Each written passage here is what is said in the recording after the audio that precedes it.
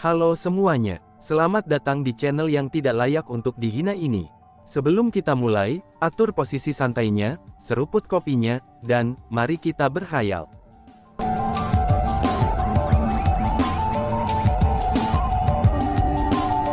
Melanjutkan cerita sebelumnya, di tempat umum dengan begitu banyak orang, mereka sebenarnya buang air besar. Apakah mereka sudah gila? Aku sudah tidak tahan lagi, ini terlalu menjijikkan. Aku akan mencari udara segar. Seorang wanita merasa benar-benar jijik dengan Luo Zi dan dua teman dekatnya. Dia memegang mulutnya, dan mulai berlari keluar. Meskipun yang lain tidak langsung melarikan diri seperti wanita itu, tapi mereka semua berdiri jauh dari ketiganya, dan menatap mereka dengan pandangan jijik. Tentu saja, ada juga orang yang melihatnya dengan senang hati. Dari sini bisa dilihat, kelompok itu benar-benar sekelompok bajingan. Luo Zi dan dua teman dekatnya jelas-jelas menderita. Namun bukan saja mereka tidak membantu mereka, tetapi mereka malah menyegel mereka menggunakan formasi, dan kemudian mengejek dan mencemooh mereka dari luar. Dikatakan bahwa meskipun pasangan menikah adalah burung dari hutan yang sama, tapi mereka akan melarikan diri dengan cara mereka sendiri ketika sebuah bencana besar menimpa mereka.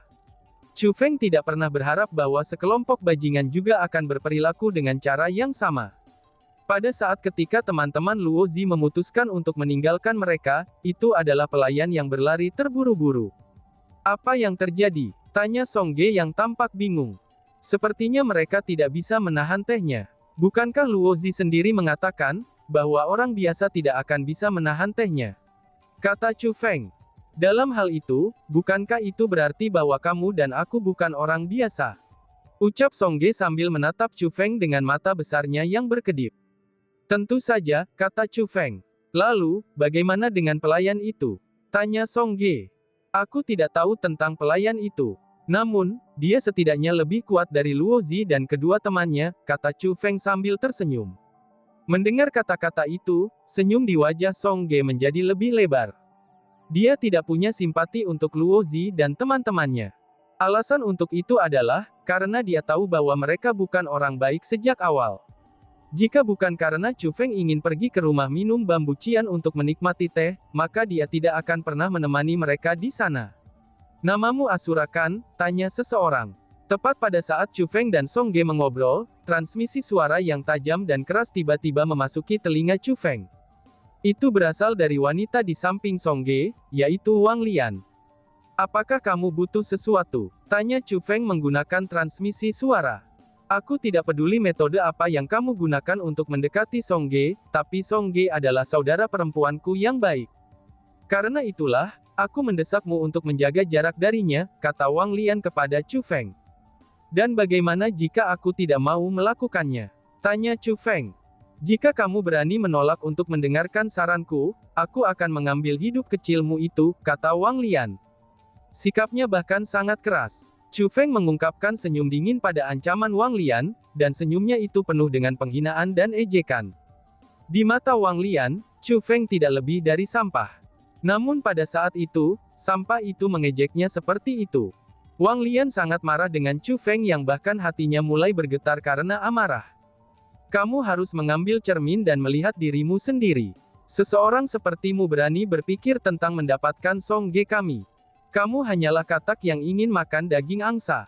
Kamu dan dia bagaikan surga dan bumi, kamu tidak akan pernah bisa bersama dengannya. Karena marah, Wang Lian mulai mengutuk Chu Feng. Namun Chu Feng tidak marah dengan kutukan Wang Lian, dan dia malah menjawab. Tidak mungkin ya, aku mungkin akan mengatakan ini kepadamu. Selama aku menginginkannya, aku bisa bergaul dengan siapapun, kata Chu Feng. Apa? Seseorang sepertimu benar-benar berani membuat pernyataan sombong seperti itu. Wang Lian merasa benar-benar heran. Ini disebut dengan mengetahui nilai diri sendiri. Chu Feng berbicara dengan ekspresi percaya diri. Kamu pasti orang yang paling tak tahu malu yang pernah kutemui. Bagaimana mungkin ada seseorang yang tak tahu malu sepertimu di dunia ini? Dengarkan baik-baik. Jika kamu tidak meninggalkan pandangan Song Ge hari ini, aku akan merobek kulitmu. Aku pasti akan melihat dengan tepat seberapa tebal kulitmu itu. Wang Lian tidak hanya mengutuk Chu Feng, tapi dia bahkan mengancamnya. Mendengar ancaman itu, Chu Feng hanya menjawab. Kamu harus bersyukur bahwa kamu memiliki ibu yang baik, kata Chu Feng. Apa yang kamu maksudkan dengan itu? Wang Lian bertanya dengan bingung. Kamu akan mengerti di masa depan, kata Chu Feng. Apakah kamu mengancamku? Hahaha, benar-benar lelucon. Seseorang sepertimu berani mengancamku. Kamu harus pergi dan memeriksa dirimu di cermin. Lihatlah sendiri betapa tidak bergunanya dirimu. Wang Lian terus mengutuk Chu Feng. Namun setelahnya, Chu Feng tidak lagi peduli untuk memperhatikan kutukan Wang Lian. Chu Feng tidak akan marah dengan kutukan dari seseorang seperti Wang Lian. Lagi pula, dia telah melihat terlalu banyak orang seperti dia. Sejujurnya saja, cacatnya itu menjadi sia-sia. Dia mementingkan diri sendiri, dan mengeksploitasi temannya adalah semua hal yang sangat tidak disukainya.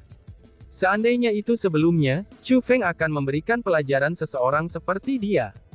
Namun ketika mempertimbangkan Bibi Liu, Chu Feng memutuskan untuk menghindarinya dan tidak mau bertengkar dengannya. Penawarnya akan datang. Cepat, lepaskan pembentukan formasinya. Segera, pelayan berlari kembali. Setelah pembentukan formasi dihapus, pelayan segera memberi makan Luo Zi dan yang lainnya penawarnya. Dengan bantuan penawarnya, Luo Zi dan kedua temannya akhirnya bisa kembali normal. Luo Zi segera mengatur pembentukan formasi untuk menyembunyikan dirinya dan teman-temannya. Ketika formasi dibuka lagi, mereka semua sudah berganti pakaian baru. Tidak hanya mereka tidak lagi memiliki bau menjijikkan, tetapi mereka malah mengeluarkan aroma yang samar. Namun, kulit mereka masih tetap jelek.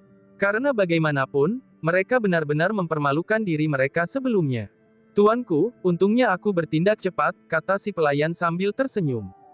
Dia sebenarnya mencari hadiah atas tindakannya. Lagi pula jika dia tidak bergegas kembali dengan penawarnya, Luo Zi dan kedua temannya masih terus muntah dan buang air besar selama 10 hari berturut-turut. Enyahlah. Tiba-tiba saja Luo Zi melambaikan lengan bajunya, dan hembusan angin menyapu. Pelayan itu dikirim terbang keluar. Menjerit. Setelah mendarat, si pelayan terluka parah dan bahkan tidak bisa berdiri.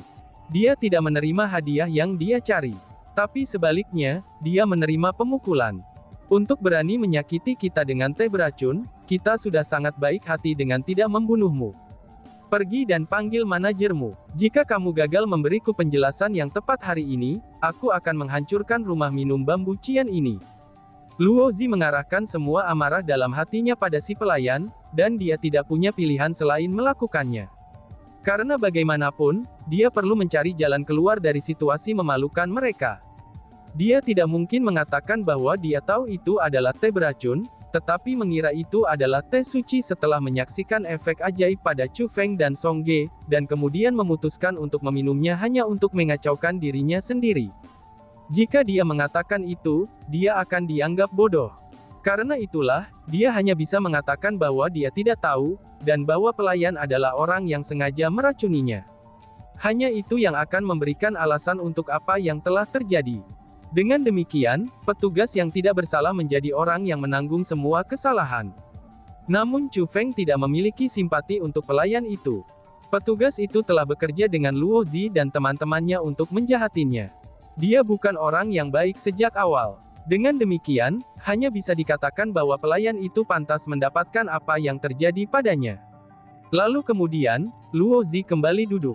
Yang lainnya semua maju, dan mulai mendesak Luo Zi untuk tidak marah. Sesekali, Luo Zi akan melirik Chu Feng. Sejauh ini, dia tahu bahwa semua ini bukanlah kesalahan pelayan tersebut. Namun sebaliknya, semua itu terjadi karena Chu Feng. Luo Zi tidak repot-repot memikirkan bagaimana Chu Feng berhasil melakukannya. Dia hanya tahu bahwa Chu Feng adalah orang yang telah mengkhianatinya, dan membuatnya mempermalukan diri sendiri di depan semua orang itu. Dengan demikian, dia menatap Chu Feng dengan niat membunuh di matanya. Adapun Chu Feng, dia sama sekali mengabaikan tatapan Luo Zi yang dipenuhi niat membunuh. Di matanya, Luo Zi adalah sosok yang hina dan tidak tahu malu. Dia adalah seseorang yang telah melakukan segala macam kejahatan.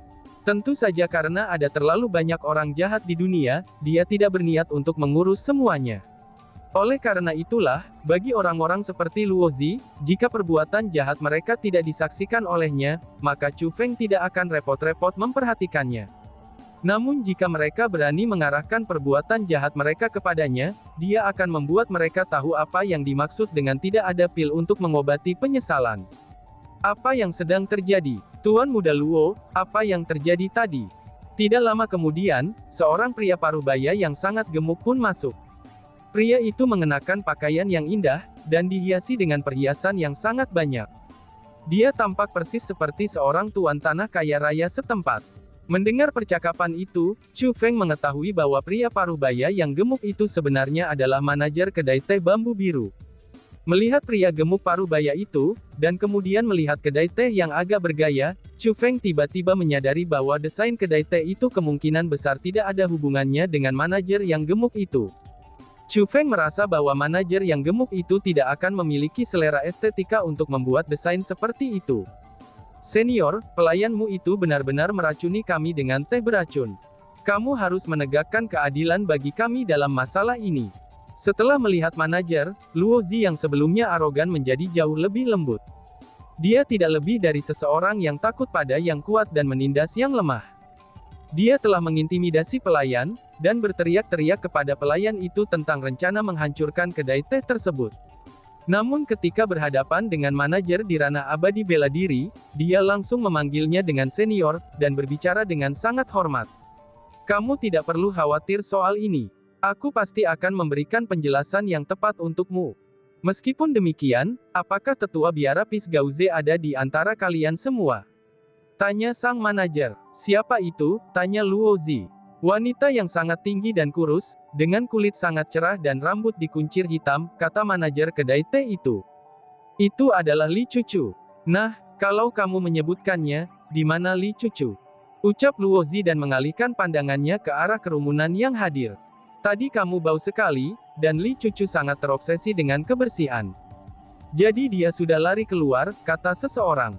Oh, kalau begitu pasti dia, ucap si manajer. Ada apa senior, apakah dia terlibat masalah?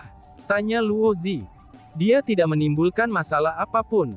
Namun, aku mendengar dari seorang petugas bahwa dia ditangkap dan dibawa ke sebuah ruangan pribadi oleh beberapa orang.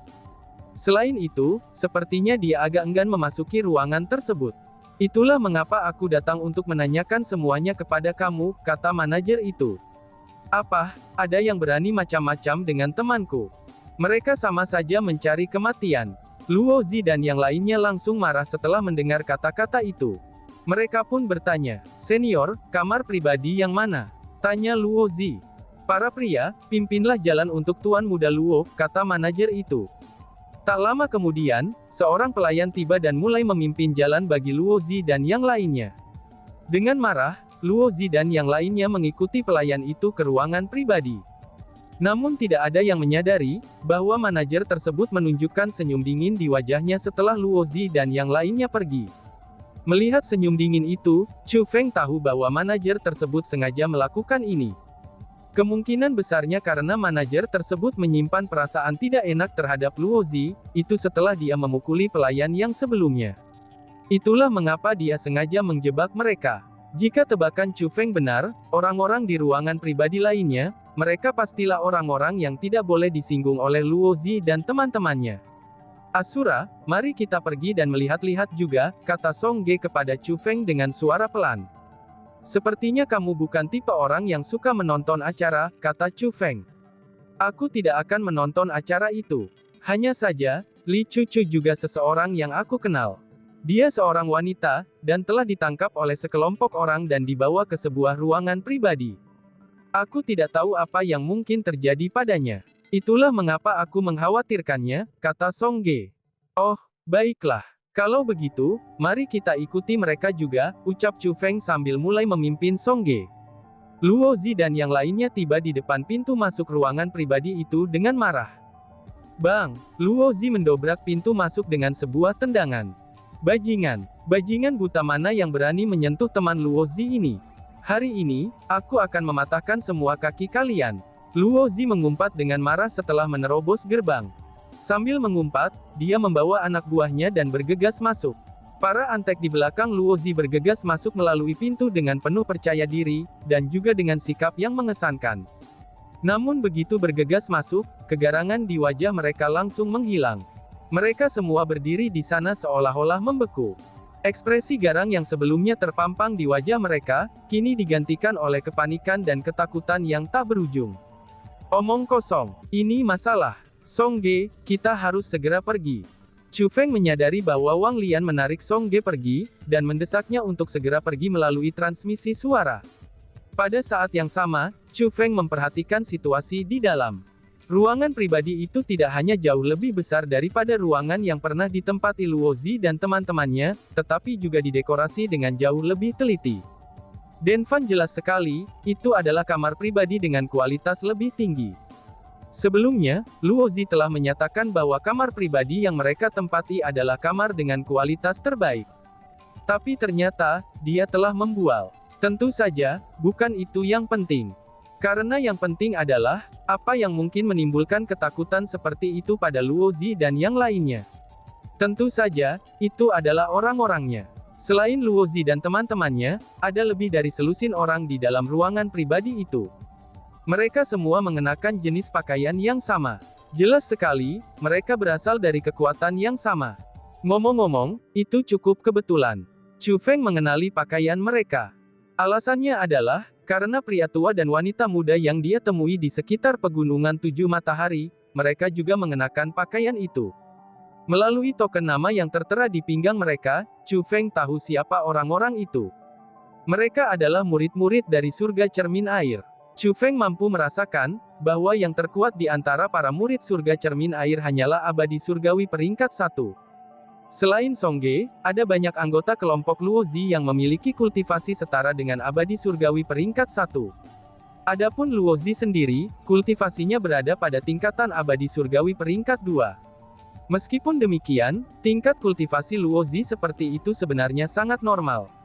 Meskipun Luo Zi menjalani kehidupan yang sangat bebas dan tanpa beban, tapi sebenarnya ia sudah berusia lebih dari 1000 tahun.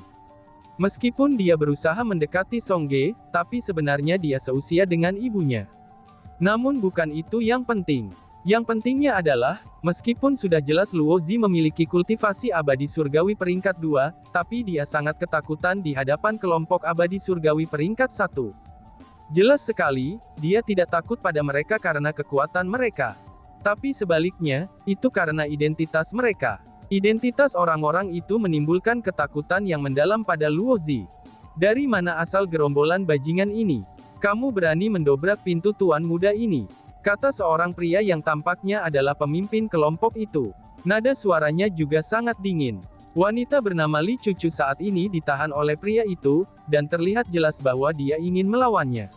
Namun, dia tidak berdaya dan takut untuk melawan. Dan tiba-tiba saja bersambung. Sekian dan terima kasih banyak. Bye-bye.